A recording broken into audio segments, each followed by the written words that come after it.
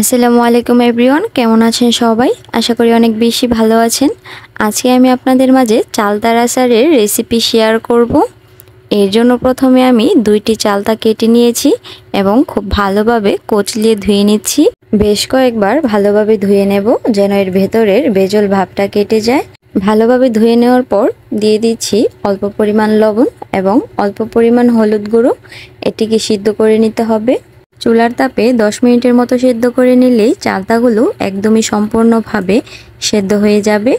এরপর চুলা থেকে নামিয়ে ঠান্ডা পানি দিয়ে ভালোভাবে ধুয়ে নিতে হবে আর একটি ছাঁকনির সাহায্যে পানি ঝরিয়ে নেব। এবার চুলায় একটি কড়াইতে 5 ফোড়ন ঢেলে নেব। এটি খুবই সাবধানে করতে হবে যেন পুড়ে না যায়। একদম লো আঁচে 3 থেকে 4 মিনিটের মতো হালকা করে ভেজে নেব। 5 ফোড়ন ভাজা হলে সুন্দর একটি ঘ্রাণ ছড়াবে। এরপরে চুলা থেকে নামিয়ে নিব আর ভালো করে ফাঁকি করে নেব।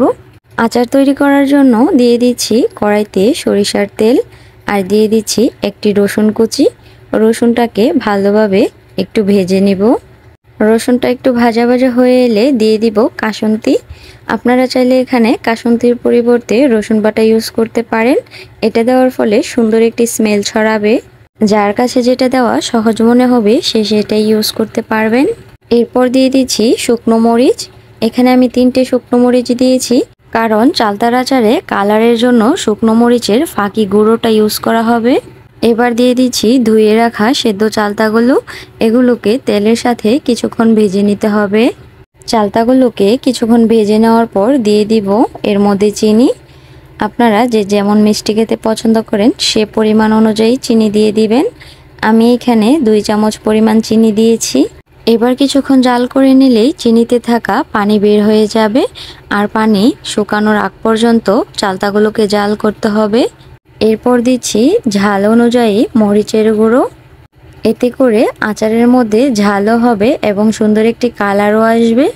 আর আচার তৈরি করার সময় চুলার আঁচ একদমই মিডিয়াম রাখবেন যেন কোনোভাবেই আচার পুড়ে না যায় বা নিচ দিয়ে লেগে না ধরে। আর বাহিরের দোকানের মতো পারফেক্ট কালার আনতে চাইলে অবশ্যই ফুড কালার ইউজ করতে হবে। এবার এর সাথে আমি অল্প পরিমাণ জর্দার রং দিয়েছি। আপনারা চাইলে নাও দিতে পারেন, হাতের কাছে না থাকলে দেওয়ার দরকার নেই। তবে এটি দেওয়ার ফলে বাহিরের দোকানের মতোই কালার আসবে। এরপর দিয়ে দিচ্ছি ভিনেগার। এটি দেওয়ার ফলে আচারটি দীর্ঘদিন সংরক্ষণেও ভালো থাকবে। আপনারা এর পরিবর্তে লেবুর রসও দিতে পারেন, আর হাতের কাছে না থাকলে স্কিপ করতে পারেন। এবার চালতাগুলোকে দীর্ঘক্ষণ সময় নিয়ে জাল করে নিতে হবে যেন এর ভেতরে শিরাটা পারফেক্টলি পৌঁছায়। এই তো দেখতেই পাচ্ছেন ভালোভাবে জাল করে নেওয়ার পর আচারে কত সুন্দর একটি কালার এসেছে, একদমই বাহিরের দোকানের মতো।